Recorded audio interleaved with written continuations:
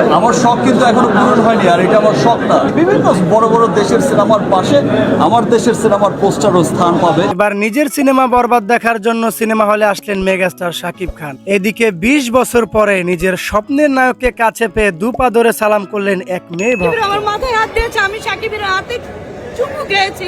বরবাদ cinema মুক্তির ২৬ দিন পরেও শাকিব খানকে দেখার জন্য হলের সামনে আসলো এক পাগল ভক্ত। শাকিব খান বাধ্য হয়ে নিজ হাতে তাকে অটোগ্রাফ দিল। এর আগেও আমরা শাকিব খানকে বেশ কয়েকবার অটোগ্রাফ দিতে দেখেছিলাম।